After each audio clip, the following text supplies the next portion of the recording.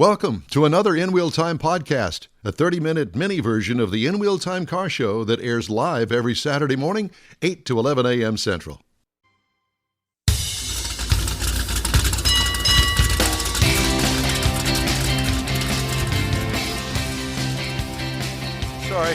Sorry, I thought that I was just ready to go because somebody handed me a handheld microphone and, oh, you got to turn it on. Well, why do I have to turn it on? Anyway, live from the 10th anniversary celebration of the HEMI Hideout in Brookshire, Texas, USA. It's the In Wheel Time Car Talk Show. Coming up, more inside, behind-the-scenes interviews with the people who helped create the ultimate man cave, the HEMI Hideout. Later, we'll look at the stories making automotive news headlines this week. Howdy. Along with Mike Out of This World Mars, King Conrad DeLong. We need more Jeff Zekin and our chief engineer and bottle washer. Ladies and gentlemen, David Ainsley. I'm Don Armstrong. Glad you could join us. Does it work now? It works. Okay, let me see it. All right. Pop, pop. Pop, pop. All right, so I'm going to turn this off. Okay, do that. Thank Where are you going, Don? Well, I don't know. Apparently, I'm going to walk around. Oh. And I think Mars is going to work Follow the you camera. with the camera? Yeah. So, Oh, boy. As we are on the air, we have a video side to our car show, and you can get that on YouTube. You can get it on Facebook, and you can get it on our website, I believe. Is that correct, Mars? You know, that's a very interesting handheld camera that you have there. I know, he's on a tripod. Yeah. So he's holding the tripod. And if anybody's don't even go there because I know all the jokes. So. If anybody's got vertigo, don't watch this because Mike is, a little shaky. Come on, Mars. Mike's in shaky. motion. Is that working? Okay. Well, are you pointing it at me? Well, I don't know. He's going to the restroom? Well, you just talked about John's green. Well, that's the Cuda. restroom Why don't way. you We show can go it? that No, we way. already showed that. We already showed that one. Okay. So John was talking about the green 71 HEMI Cuda, and this is it with the 780 horsepower or whatever it is, all aluminum engine. No. And this is a first for us because we've never actually walked around and done the tour this way. But this is John's favorite car, and this is what we call in the business the Resto Mod, modified, restored 71 HEMI Cuda, racing bucket seats with the HEMI Cuda logo stitched into the hide. Do I see of the fuzzy front dice? seats. And I want you to can you look down here? You can't hear me. I want you to look at the size of the meats in the back of this. Look at that. What is that? Like 5 feet across? It's about 5 feet across. So Yeah, at do any those rate, tires make my rear end look too big? I can't hear you, so you're just going to have to hush up over there because I know you're talking, but I can't hear you. I don't have. Thank you. Thank you for the finger. I appreciate that. Here's one that I thought is pretty interesting, the color in particular. It's pink.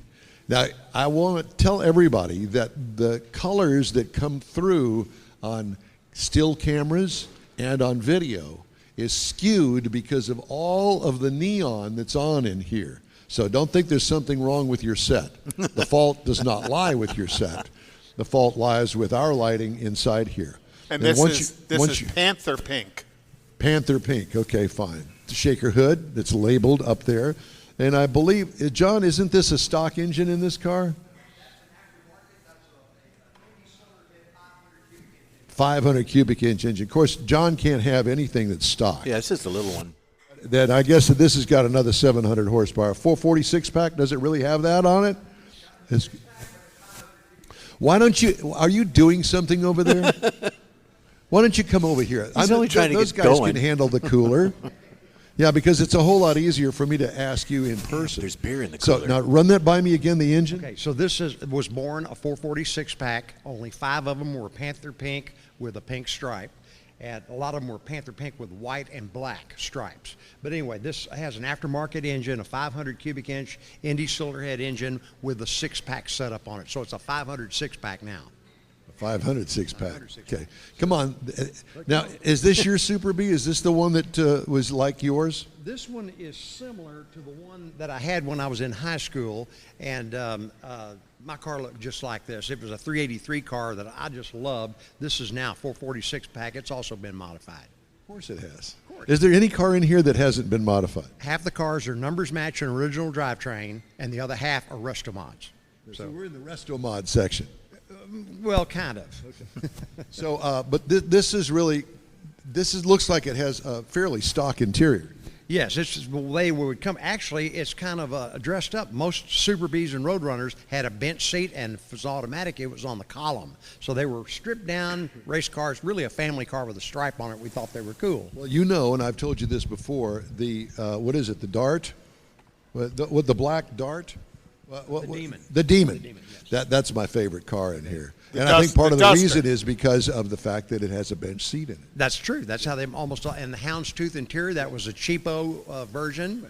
If you had Naugahyde, virgin Naugahyde, that was an upgrade back then. I remember they killed those Naugahydes by the dozens. They're dead now. They're extinct. Yeah, okay. And then what is this thing here? This is kind of, this is really kind of today's resto mod. Yes, it's a '68 Charger RT that's been a NASCAR team built this car. Now a 605 cubic inch or a 9.9 liter all aluminum Indy cylinder head engine, totally modified 5-speed overdrive with big pistol grip, bolstered seats, 4-point harnesses. It's really a cool car that a NASCAR team built. Yeah. Well, and it doesn't have door handles on it. How do you get in it? It's got a key fob or buttons you reach in and you punch the button, and that's how you get in. Yeah. Okay. Well, we've lost Mr. Mars in his video thing, but we're going to go back over here in the corner because this is a really cool pickup truck that I've been dying for you to tell me about. And this is a 37 Plymouth pickup truck? Yes, 37 Plymouth. Plymouth last to get into the pickup business and the first one out just prior to World War II. You see a lot of Dodges, very few Plymouths, and this is all steel. There's no fiberglass, but it's been modernized with a 360 fuel-injected engine, air conditioning, leather, electric windows, air, the whole 9 yards. But You bought how about that? Yeah, you can drive this to Chicago Chicago? if you wanted. Okay, fine. Oh, we're losing it back here in the corner? Do I need to come closer? Okay, so we're going to go closer. All right, I got it. So they had to come and get me to tell me that we've lost our signal. Are you still doing video or no? Battery's been on for an hour, so we lost it. We used the battery. Oh, okay. So we're going to go back over here. I don't know. I don't. Yeah, I just, you're good. You're good, Don. Are we good now? So I'm going to continue to. We're going to continue to walk around. You might not have video because Mars screwed up and left the battery on, and it's drained on the video side of it. So what? If you want to just, are we on the big camera, the whirly round? There you go. We're over here. So at any rate, this is a nice looking Challenger RT. Now I'm not a big convertible guy. Are you? I'm not a big convertible guy, but those are the rare ones. So when they come up for auction, everyone's fighting over convertibles. There are only so many. In 1970, they only made 11 convertible HEMI Challengers, and today they sell like $5 million. This is a resto mod. It's a resto mod. Was it a Challenger RT then? It was a 383 Challenger RT, and it modified to 426 HEMI specs. Nice. Now, this is one of the famous cars that everybody's talking about today. And I'll be honest with you, when this thing came out, it was not the prettiest car back in the day. But this is a car that was designed for the Daytona 500. That's right. Richard Petty made them famous, and they made one for every Plymouth dealership in America, 1,840 of them. Almost all of them were 440 4-barrels. 277 were 446 packs, 77 Hemis. This is a 446 pack. It's sweet. Wow. Yeah. It's gorgeous. Like you said, the people, you couldn't give them away. They sat on the lots for years. You remember you couldn't give them away. Nobody wanted that. Now you can't find them, and when you do find them, they're $1 million. That's exactly right. Yeah. And I didn't realize until in recent years that the spoiler actually was adjustable back here. Yeah, you could adjust this thing, get whatever pitch you wanted, and again, kind of a bizarre-looking car back in the day when we were young. You saw that, and you turned your head for sure. And By the way, and I would be remiss if I didn't point out some of Bill Seitz' artwork. That's true. Okay, so Bill Seitz is a local car artist. Most people in the car world here in Houston know Bill. These are 1968 Car and Driver magazine ads when Roadrunner was Car of the Year.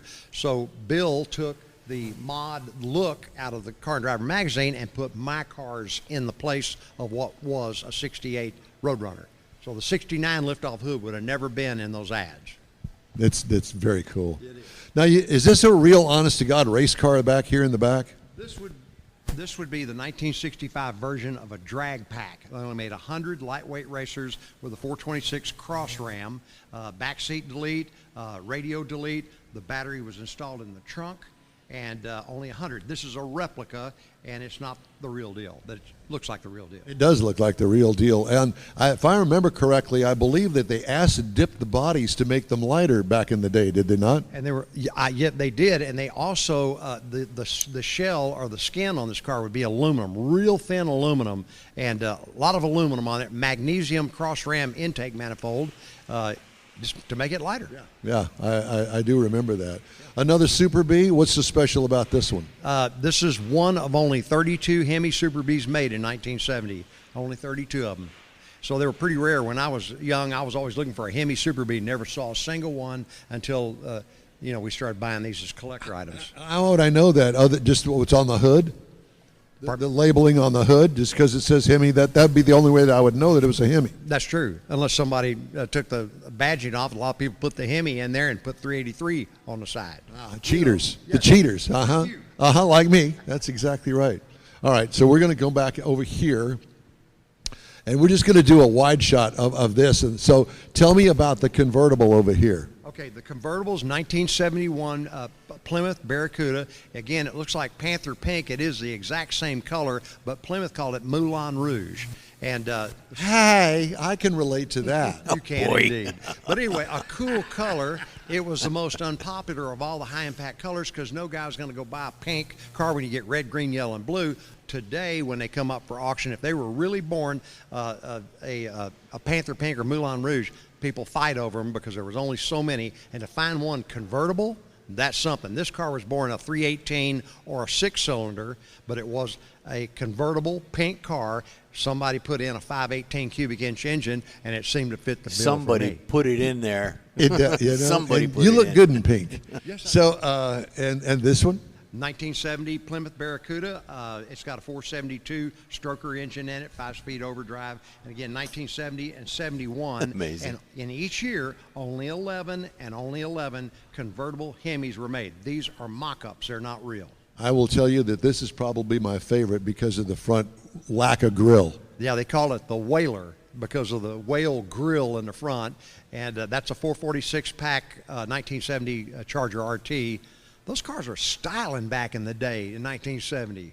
Dude, they're still styling today. That's a beautiful car. But, one thing that really stands out with these cars to me is the size of them. And that one in particular, that is a big car. Yeah, my boys, when I started collecting these, said, Dad, these things look like family cars. Well, that's exactly what they are. They would put stripes and RT on there or whatever, and all of a sudden it's cool, but it's just a family car.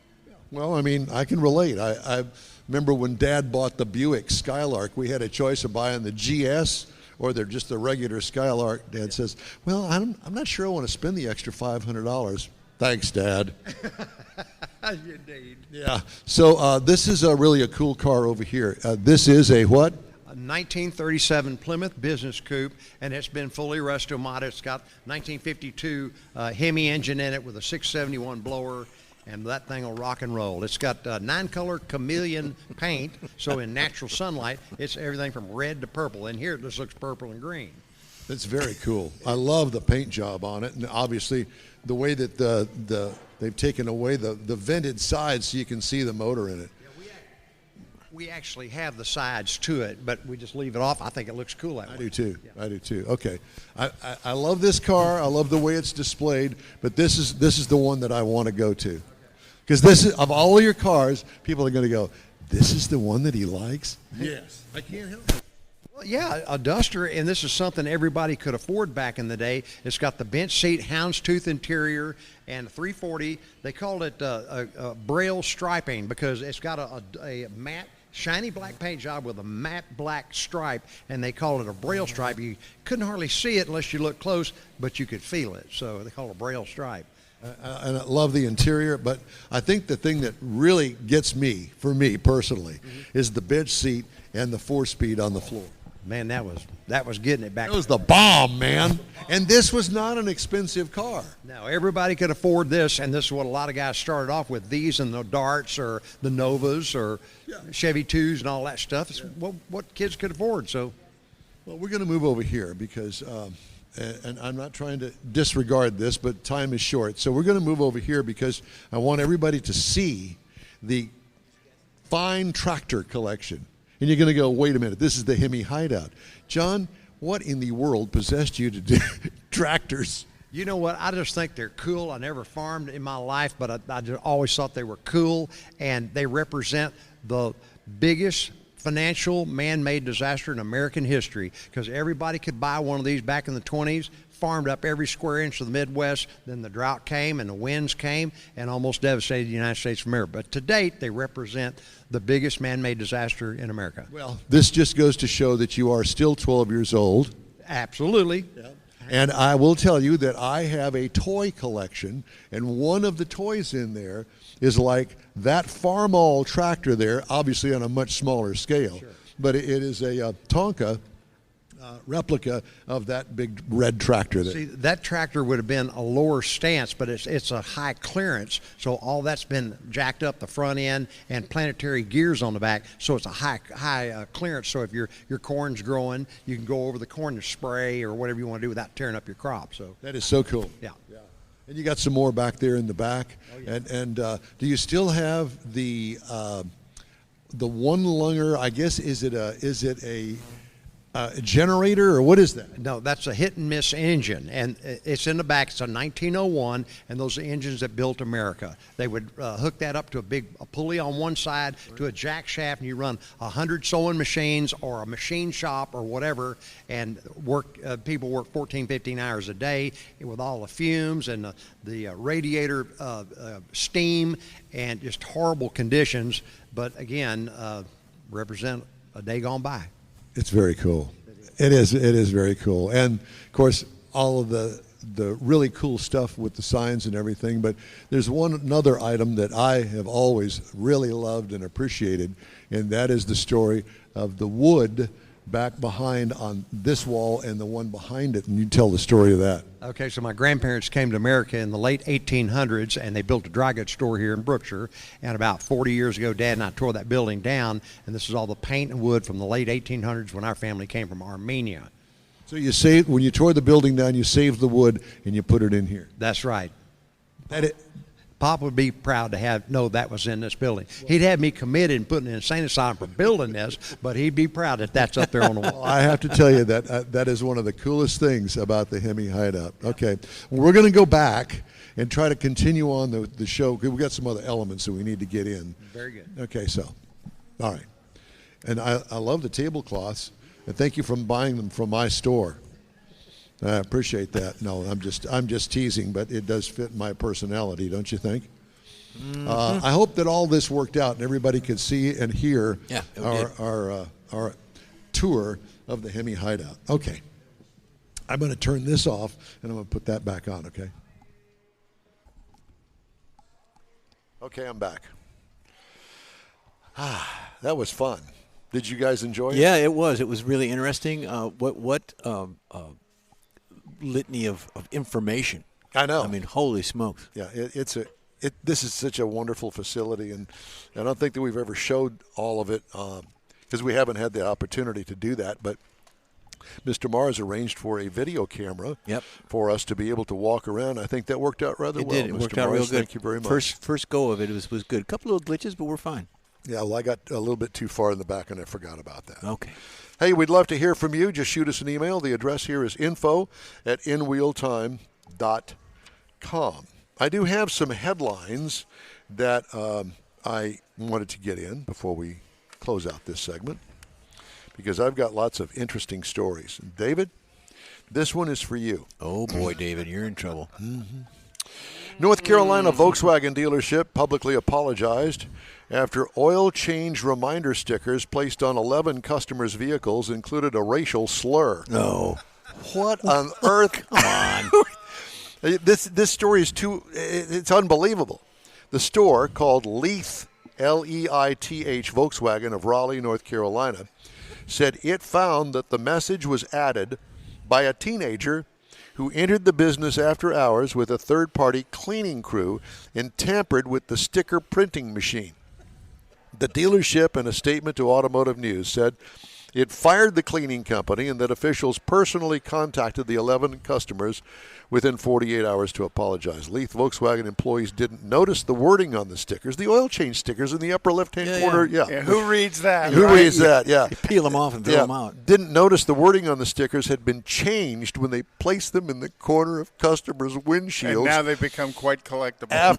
After service appointments, the stickers read, "We thank you for your business," followed by the racial slur. The dealership posted an apology on Facebook. Way to go. And probably gave away the next couple of oil changes. I would imagine get some free oil changes. They didn't mean it, but here's some high school kid working on the cleaning crew and says, "Oh, well, just go in there and jack with that a little bit." Okay, way to go, bud. So did you hear moron? General Motors is doing it again. They've announced they are going to cut 500 white-collar level salary jobs. I saw that, yes. As they're committing to reducing. You're familiar with that. Yeah, it happened to me in 2009. Yeah. The problem with it is the 500 they cut are never the decision makers who made all the mistakes that caused the problems. Yeah, if they're too busy protecting themselves. If you screw up, they promote you. Mary Barra. Yeah.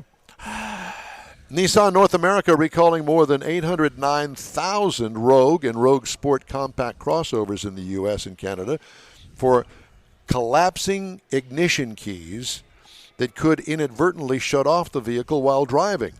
The recall covers 2014 through 2020 Rogue and 2017 through 2022 Rogue Sport vehicles equipped with a jackknife-style ignition key. You put the key and it goes in the fob. It folds away inside the fob. Those keys might collapse into a folding position while driving, increasing the risk of a crash if the vehicle turns off. Nissan is advising vehicle owners do not attach any accessories to the key and to only use it in the unfolded position until a remedy is available. So they don't even know what they're going to do. They're not going to know. Yeah.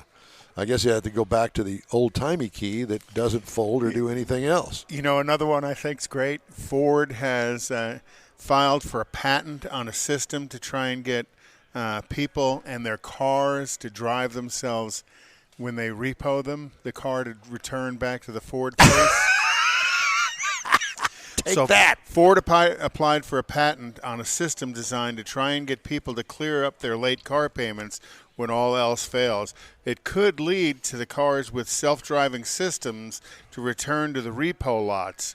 The patent application from Ford Global Technologies was filed with the U.S. Trademark and Patent Office. Wow.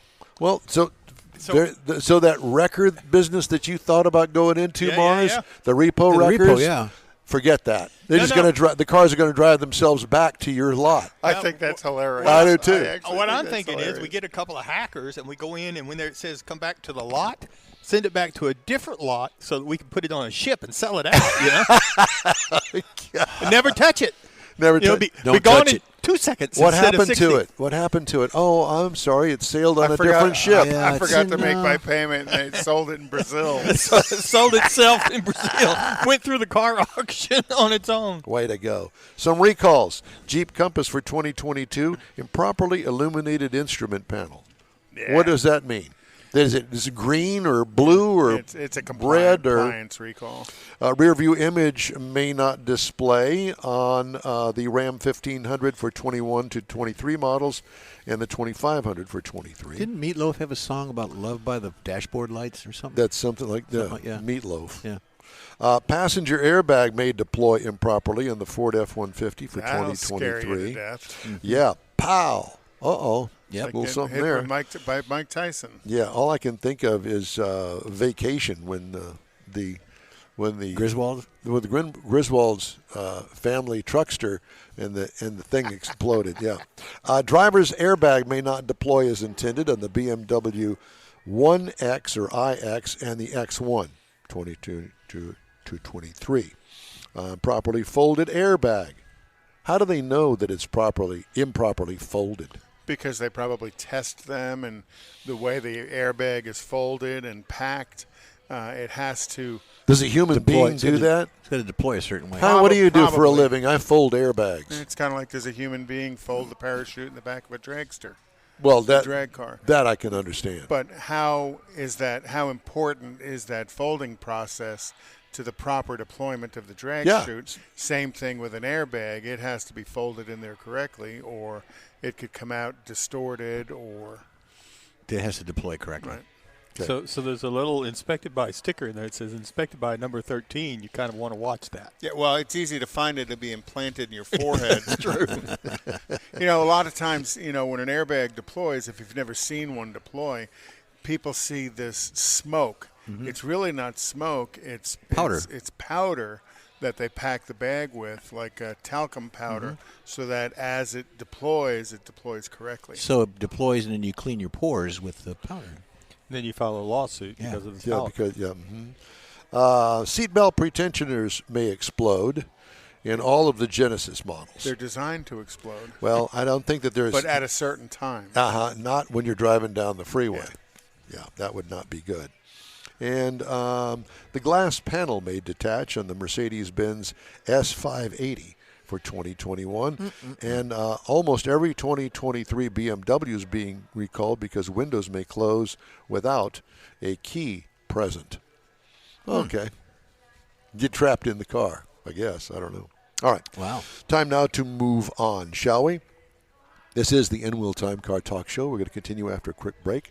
Live from the 10th anniversary celebration of the HEMI Hideout. Stay with us. Tailpipes and Tacos, Houston's premier car cruise-in returns Saturday, April 15th to the Lupi Tortilla Tex-Mex in Katy, 8 to 11 a.m. Bring your Hot Rod, Classic, Restomod, or any other vehicle you'd like to show and compete for one of 3 highly coveted Chili Pepper trophies. This April 15th kickoff event is one you'll want to put on your calendar because 100% of the money you donate for the free tacos will be given to God's Garage. You heard right, free tacos. Whatever you decide to give, all of it will be given to God's Garage and matched by Lupi Tortilla. God's Garage gifts vehicles to single mothers, widows, and wives of deployed military in the greater Houston area. In fact, the Garage will gift a vehicle to a mom in need at this special event. Be sure to attend the next Tailpipes and Tacos Cruise-In, Saturday, April 15th, 8 to 11 a.m. at the Lupi Tortilla Tex-Mex in Katy on the Grand Parkway at Kingsland Boulevard, just south of I-10. Free breakfast tacos for any donation to God's Garage. It'll make your heart and your belly feel good. You own a car you love. Well, why not let Gulf Coast Auto Shield protect it? Houstonian John Gray invites you to his state-of-the-art facility to introduce you to his specialist team of auto enthusiasts. We promise you'll be impressed. Whether you're looking to massage your original paint to a like-new appearance, apply a ceramic coating, install a paint protection film, nano-ceramic window tint, or new windshield protection called ExoShield, Gulf Coast Auto Shield is where Houston's car people go. Curbed your wheels? Instead of buying new, why not have them repaired? How about a professionally installed radar detector? Gulf Coast Auto Shield does that too. Get a peek inside the shop and look at the services offered by getting online and heading to gcautoshield.com. Better yet, stop by their facility at 11275 South Sam Houston Tollway, just south of the Southwest Freeway, and get a personal tour. Gulf Coast Auto Shield is your place to go for all things exterior. Call them today, 832-930-5655 or gcautoshield.com. The award-winning In-Wheel Time Car Talk Show is available on the most popular podcast channels out there in 30-minute episodes. We realize our 3-hour live show can be difficult to catch in its entirety, so now you can listen every day to a convenient, fresh 30-minute episode. Check us out on Apple Podcasts, Spotify, Google Podcasts, Amazon Music, and Audible, along with a dozen more. In-Wheel Time has the most informative automotive guest interviews and new car reviews, along with popular features including Conrad's Car Clinic and This Week in Auto History, along with automotive news headlines. Our live broadcast airs every Saturday, 8 to 11 Central on InWheelTime.com, the iHeart app, and on YouTube. Be sure to say hello when we're broadcasting from the Tailpipes and Tacos Cruise-In, Autorama, and the Houston Auto Show, among others. Now, it's easier than ever to hear about all things automotive all week long. You're invited to join fellow car enthusiasts in becoming part of the ever-growing In-Wheel Time Car Talk family. Don't forget those 30-minute podcast episodes on your favorite podcast channel.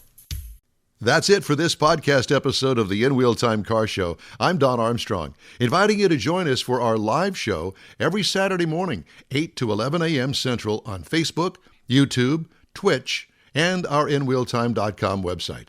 Podcasts are available on Apple Podcast, Spotify, Stitcher, iHeart Podcast, Podcast Addict, TuneIn, Pandora, and Amazon Music. Keep listening, and we'll see you soon.